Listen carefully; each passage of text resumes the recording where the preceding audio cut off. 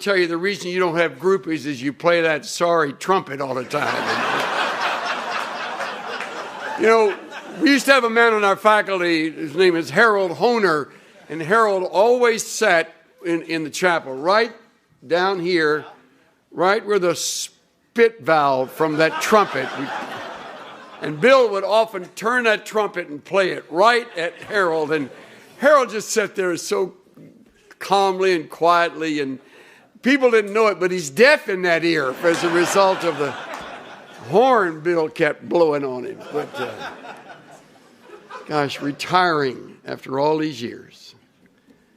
Terrific, Bill. Thank you for all that good work you do. You're a great sport. When you retire, you can give up that trumpet too, I want to tell you if you want to. Well, as you've guessed by now, they don't bring me here to encourage you academically. Though I really do believe in what you're doing here. And I do applaud you for pursuing your degrees. I have to say that this is a place of theory. It's a place of academia, and it needs to be. But there is nothing theoretical or academic about ministry. And therein lies the rub. And that's the reason I sometimes show up to address some of the reality unrelated to the academic world. I believe in what you're doing, and I applaud the plan as it unfolds. And I know in order to get a degree, you have to do a number of things that require academic discipline. In some of your cases, excellence. You are very bright people, and you wouldn't be here if you weren't. I have no sarcasm in saying that. I'm impressed with your ability and with this faculty to lead you into realms that you would not otherwise go on your own. But there is no required reading once you're out of here. There is no written testing once you're gone from here. There are no semesters. There is no classroom. But there are constant examinations. Not the kind a professor will give you and grade, but examinations on life. Because see, you can form habits here that are very destructive in a ministry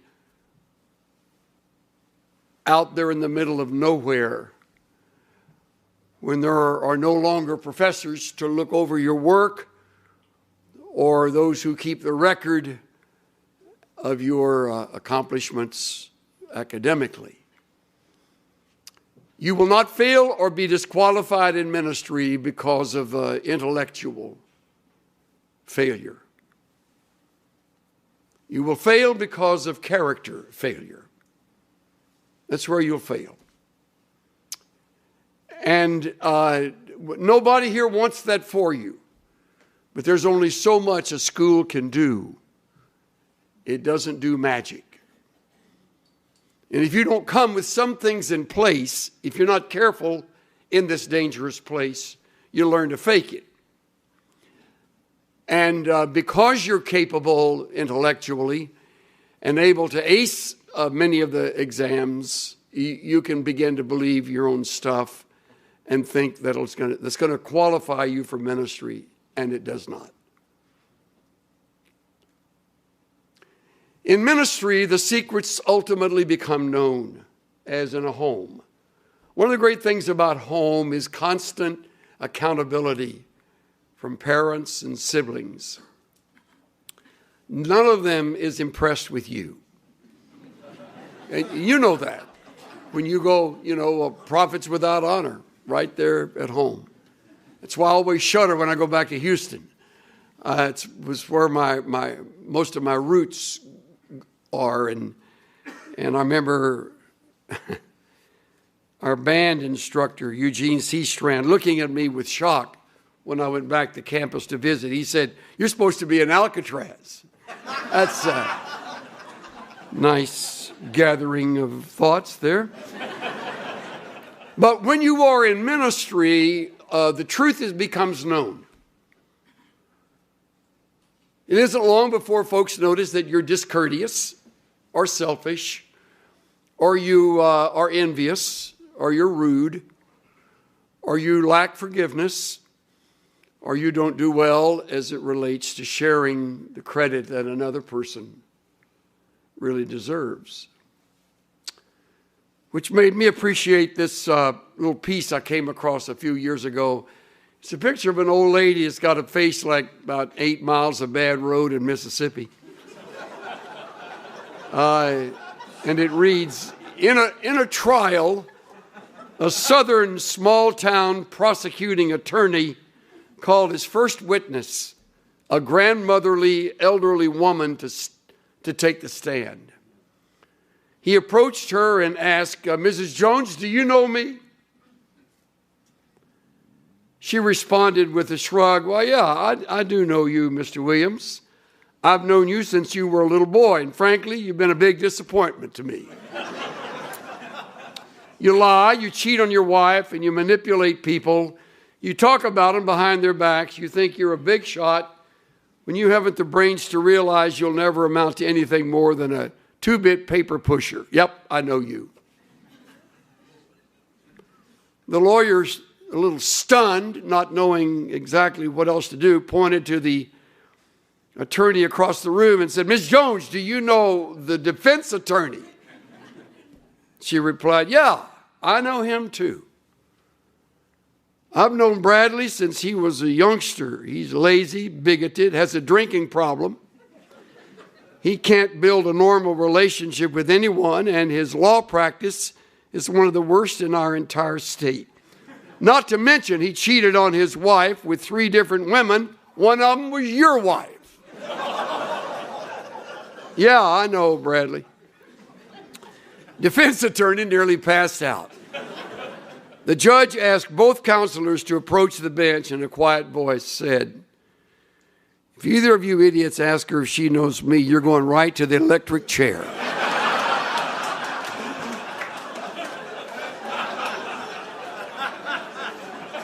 I like that. They get to know you in ministry, and they are not impressed. You're not there to make a great impression. You're there to exalt the Savior. They will be grateful to the end of their life that you help them understand His Word better, and that you modeled His truth as best you could, given your old nature and the things that mark you as a human being, because you carry all of that with you. All of that goes with you. All the bad habits you cultivated in college, you brought with you to seminary. And unless something rather significant happens, you'll only get better at covering them up rather than dealing with them, which is the benefit of being involved in spiritual formation. Nobody asked me to underscore the value of that. But you who are really, really bright and really academically gifted will tend to overlook that. You won't see that as very intellectually challenging, so you'll do what's required, and that's about it. You won't really throw yourself into it. When in fact, some of you really need serious attention to your character because you're phony. Some of you more than others, all of us a little bit. And because that's true, I shudder a little when I think of your getting through here with great grades and a rotten attitude. Or maybe, put it a little nicer, just a selfish spirit. I care about that.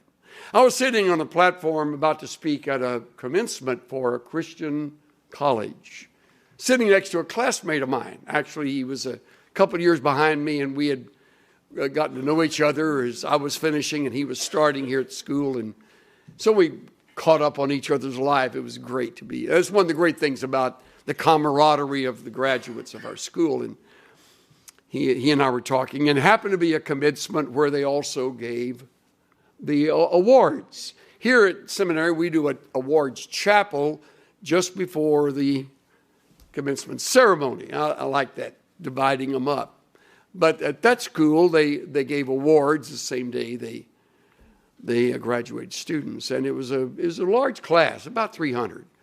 And the young lady who won the academic award, she was valedictorian, 4.4, as I recall, graduating top of her class. When they called her name and to come up and get the award, the place just exploded. And I noticed my buddy sitting next to me wasn't applauding. And I leaned over and I said, you must know something nobody else knows. He said, kind of whispered this as everybody was fawning over her. He said, I wish we gave awards for great attitudes because hers stinks. He said the tragedy, and he said all of this just in a few seconds of time. And I didn't know her, and I've not talked to him since. But he said, I deal with her.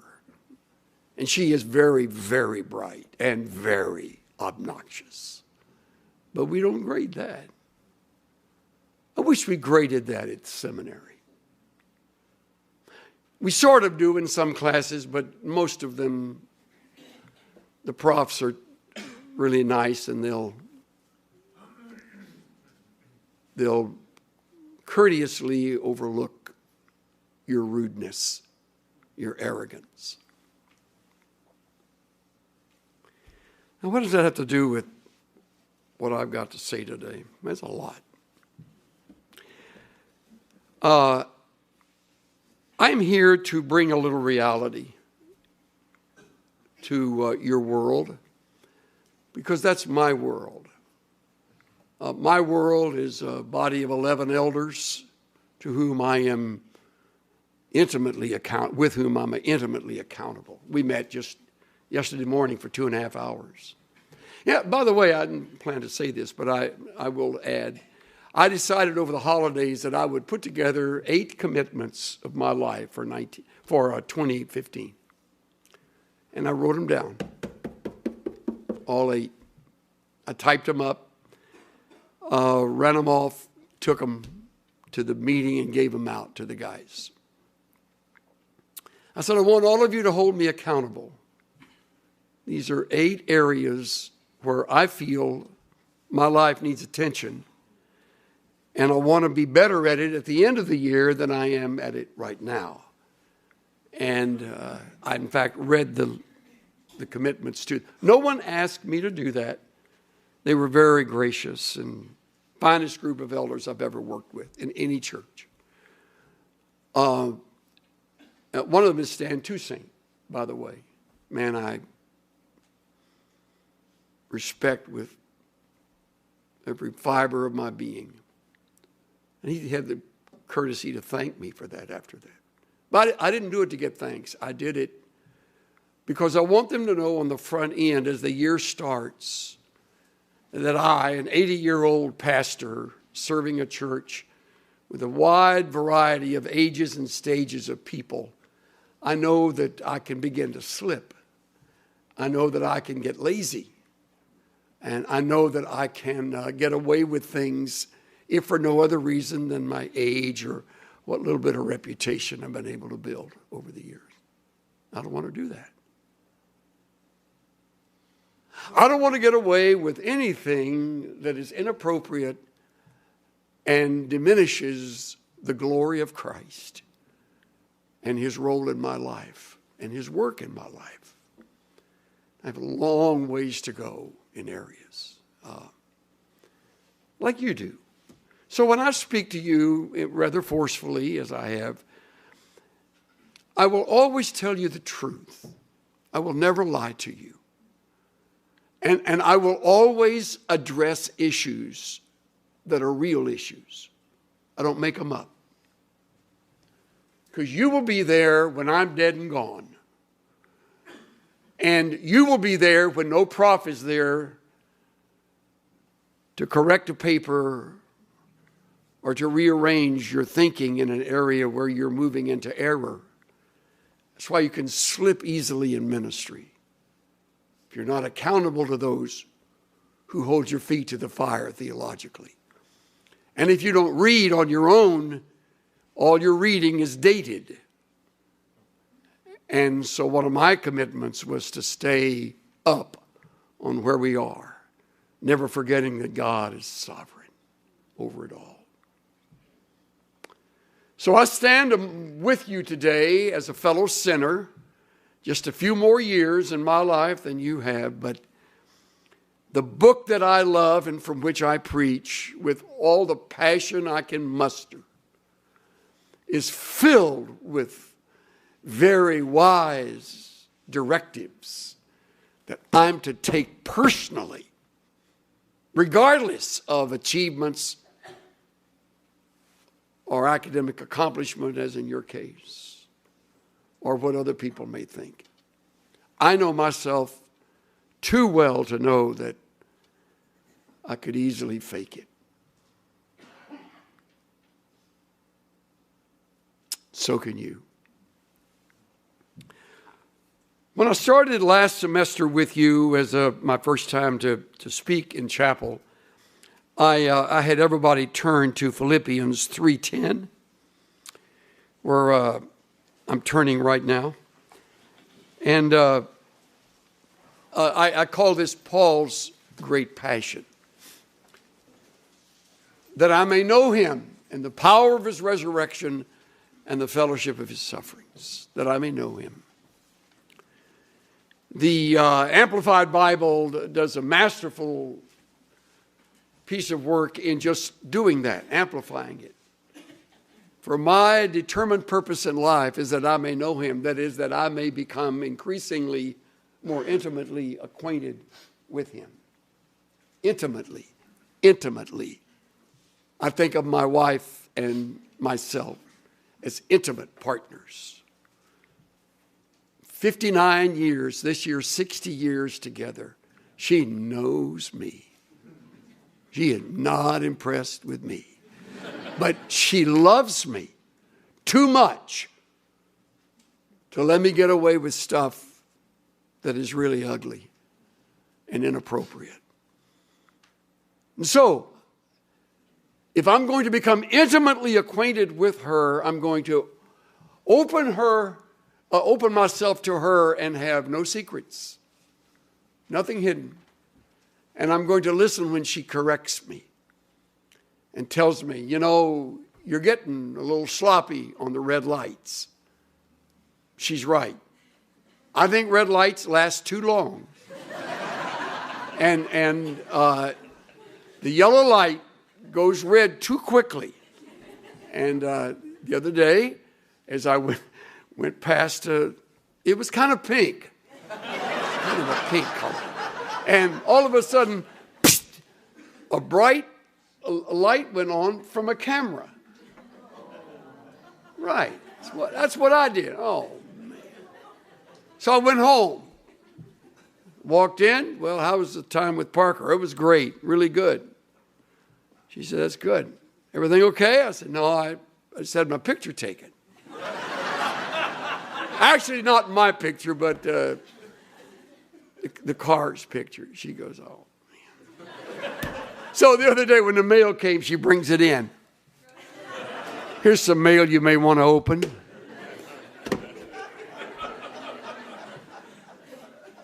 That I may know Christ so deeply and so intimately that I'm aware of the fact that I am impatient. And I don't keep that from you or anyone. I acknowledge it. I face it. I have nothing to lose by telling you that that is a weakness in my life. I will on occasion, unguarded moments, say to the Lord, just simple prayer, just hurry up. Come on, Lord. I've been asking you this for the last hour. As if an hour is in his minute. But he doesn't run his life, my life, like I want it run. So I adapt to him. It's called submission, or one of the disciplines of the godly life, surrender. And it doesn't come easily. If we are to become intimately acquainted with him so that he really has the right to rule every part of our lives, then there's going to be a place where it's either my will or his will.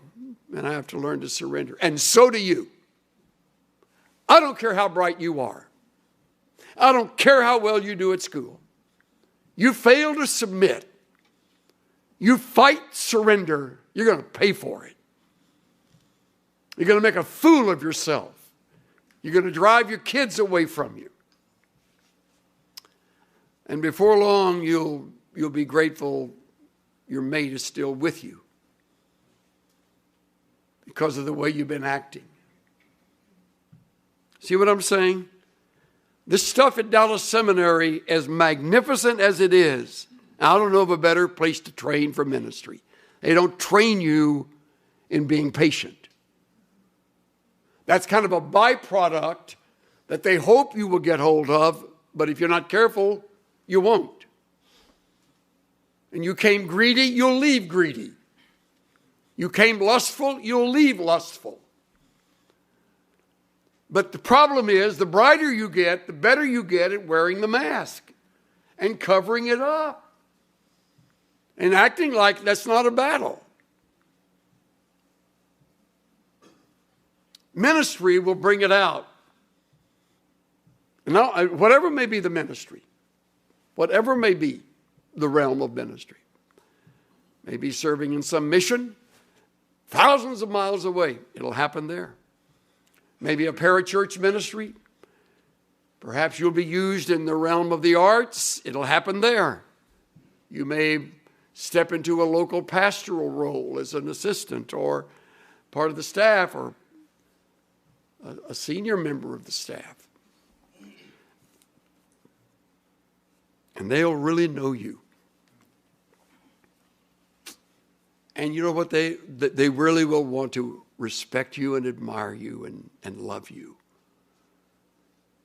And one of the secrets, as I learned from Jim Peterson with the Navigators many, many years ago, is to let them see the cracks in your life. Let them see them. That's why I say to guys that go and do the candidating sermon at a church, don't preach your best stuff. They'll expect that all the time. You know, preach a reasonably good message. But boy, if you knock it out of the park, they expect you to be a home run hitter every time you get up there. And you're not. You're not that good. But they'll think that if you try to impress them with this, sugar stick that you're able to deliver so well. An intimate walk with Christ means that I tell the truth, regardless. Now, hold a place in Philippians. We're going to be back in chapter 2 in a second. But look at Hebrews. Yeah, Hebrews 12. You got a Bible? Okay, good. Hebrews 12. Since we have so great a cloud of witnesses surrounding us. And isn't that a great word picture? It's a picture of an arena. An arena is made up of two groups, all the people in the stands, often thousands, and those on the field, the athletes and the spectators. And you're among the athletes engaged. In this case, all the spectators are dead. But they are living martyrone. We got our word martyr from it.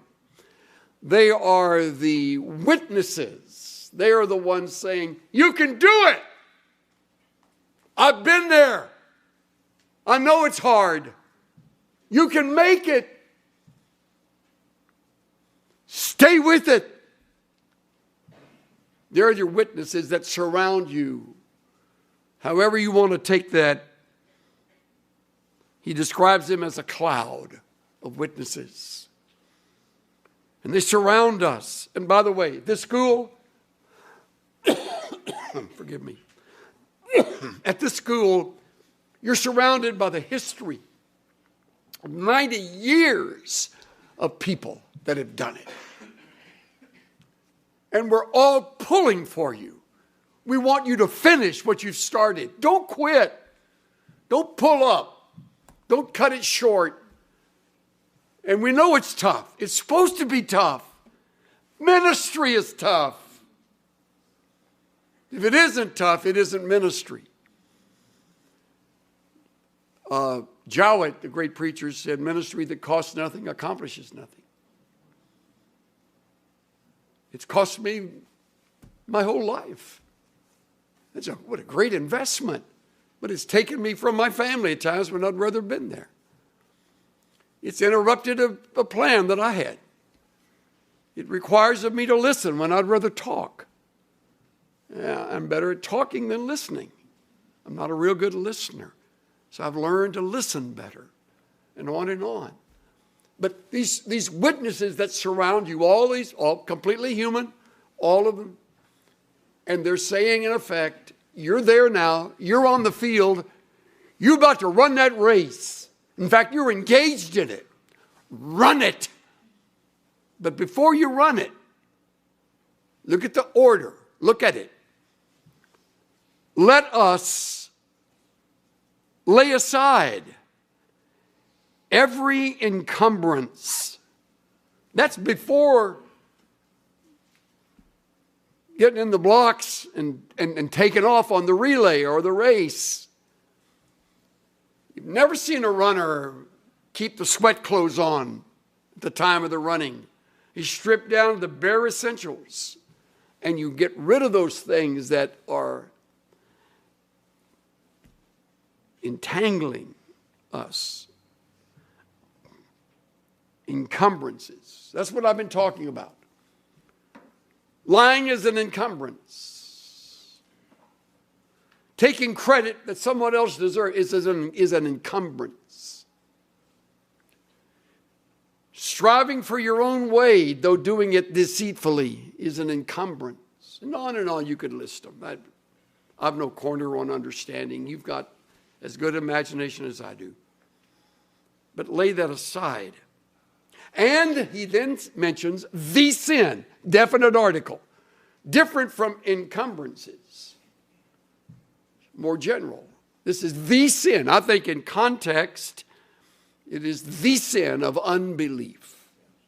Chapter 11 is all about the people of faith, goes back to the end of chapter 10, in context, takes you into the first 3 verses of chapter 12. All of that is in a segment of this section that the writer is addressing.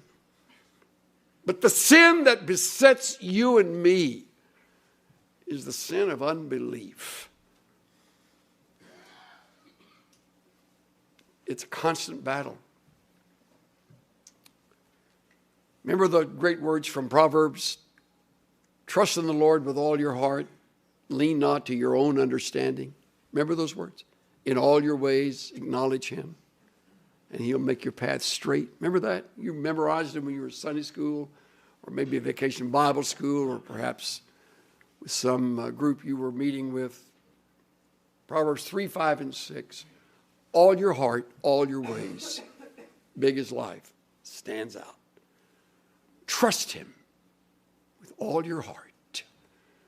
This seminary course that you're taking right now and every time you are back here, every semester, will be a test of your faith. Trust God. Trust him. He will not let you down.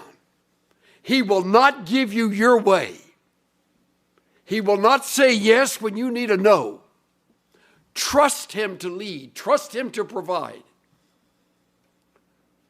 It is the sin that easily entangles us. So I surrender to him out of trust in him. And he's there and he won't let you down. He doesn't speak audibly, so you don't always know what his agenda is. It's different than you thought it was. Unless you're very unusual, you missed it by a mile. Because your training won't lead to where you think. It will lead to where he's planned. And for each one of you, that's a unique destination with a unique set of experiences that you will go with. My experience at this school, 4 years, is like no other person I've ever visited with. There are similarities in places, but the details are different. Your details are different. Cynthia learned things as a result of being with me those 4 years that we still talk about. And on I could go. But each was, it seemed, was a test of our faith to trust him. Trust him. Lean on him. You're worried about finances. That means you're not trusting him. Your worry is draining you of energy that you need to apply to your studies, to your work, to your occupation, to your home and family, if you have one here. That it is the sin that easily entangles itself around us, and it besets us. The easily besetting sin. Trust him. Trust him. Listen to Dennis next week. Outstanding representative of the Lord Jesus. Good friend. Dennis and Barbara. All the stuff they've gone through. He has things to teach you. Trust the Lord to speak through his mouth, to say things. Don't miss that week. Or think it's a time to kind of hang out elsewhere. You be right here. Drink that in. Some of the best stuff we got in my years here, we got from what we call then the Bible Lecture Series or the Spiritual Life Week. And I can quote lines that I heard that came from those who spoke here. What a privilege to hear Dennis, who comes to you to deliver this. It's all part of your training. But you're arrogant. And you're self-sufficient. And you're bright. And you will therefore convince yourself you don't really need what Dennis Rainey has to say. You do need it.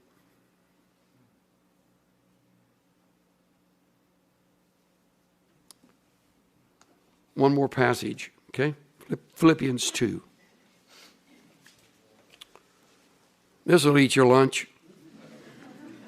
You think 3 got to you. Look at chapter 2. Talking about surrendering your will. Verse 3. Do nothing from selfishness or empty conceit. Now there's a mouthful and worth 3 sermons. Do nothing from selfishness or empty conceit, but with humility of mind. Look at this. This is for you, seminary students. This is for me, preacher. This is for you, faculty members. This is for you, administration. This is for all of y'all. Do nothing from selfishness or empty conceit, but with humility of mind, let each of you regard one another as more important than himself. That's a tough assignment. Doesn't mean just holding the door open so somebody else can walk in before you do. Though that's a courteous thing to do. There's a word borrowed from German for the pleasure we take in the disappointments and suffering of others. It's Schadenfreude.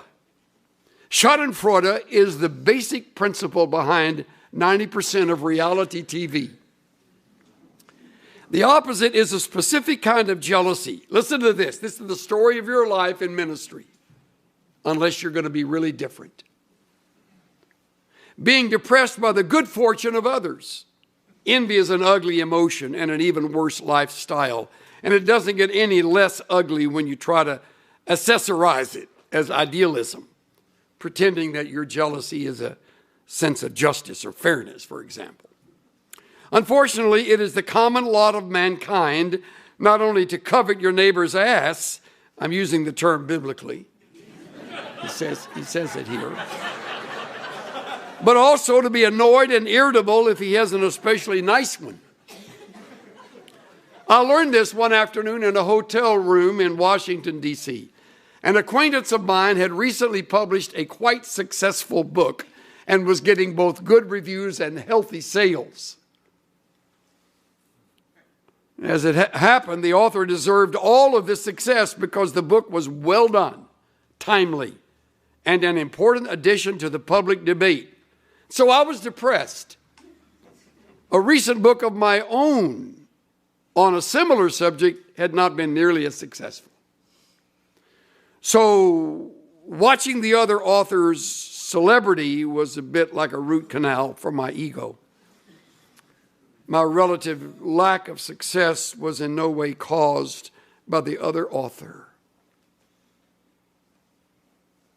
And his success took nothing away from me, but I was nevertheless in a deep funk. I also had a decision to make. As it turned out, he was having a book signing party at a local Washington bookstore that evening. Should I go?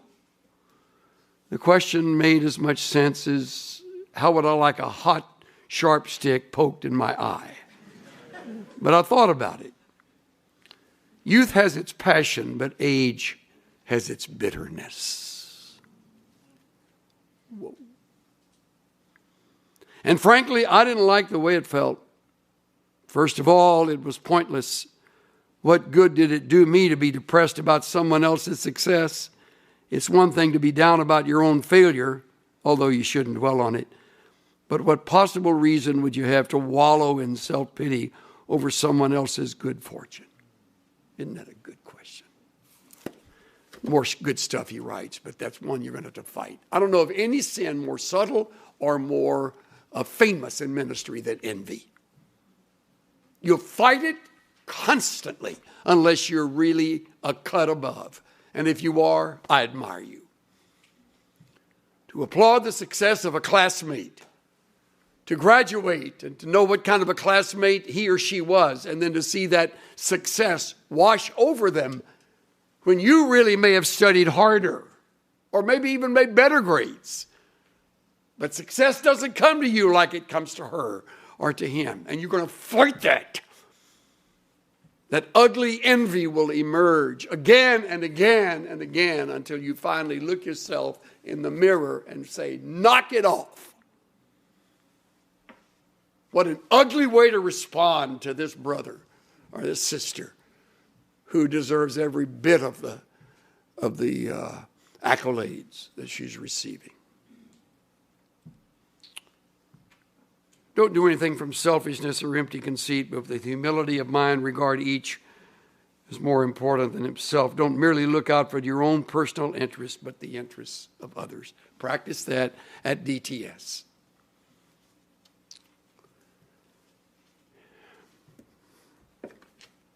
I got to quit.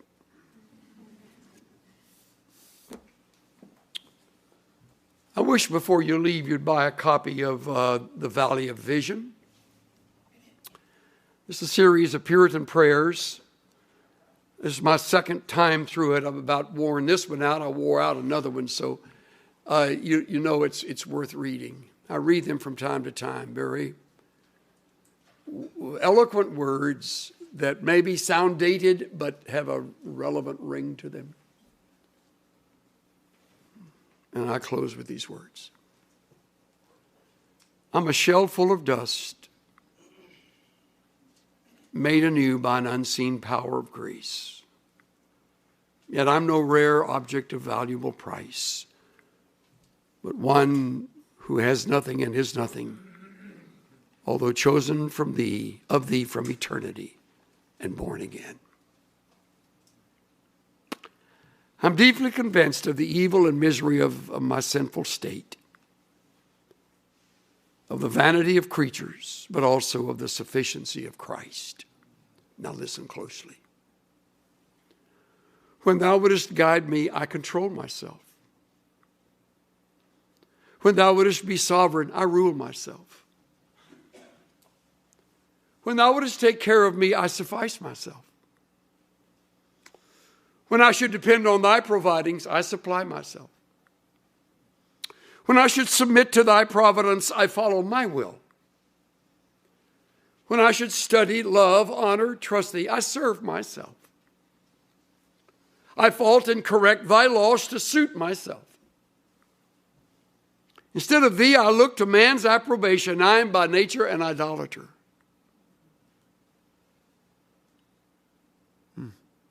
Lord, it is my chief design to bring my heart back to thee. Convince me that I cannot be my own God or make myself happy, nor my own Christ to restore my joy, nor my own Spirit to teach, guide, and rule me. Help me to see that grace does this by providential affliction. For when my credit is God, thou dost cast me lower. When riches are my idol, thou dost wing them away. When pleasure is my all, thou dost turn it into bitterness. Take away my roving eye, my curious ear, my greedy appetite, my lustful heart. Show me that none of these things can heal a wounded conscience or support a tottering frame or uphold a departing spirit. Take me to the cross and leave me there. Take me to the cross and leave me there. How grateful we are for the cross. Who first saw the light and the burden rolled away. Don't ever get over the sheer ecstasy of that.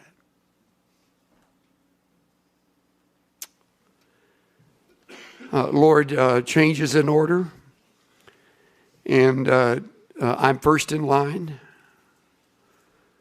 After all these years of knowing you and walking with you, I'm just now learning some of these things. And I'm ashamed to admit that I'm like a juvenile in some of these things. I'm just learning them. And you've been faithful to work with me all these years. You've used 4 kids and 10 grandkids in my life.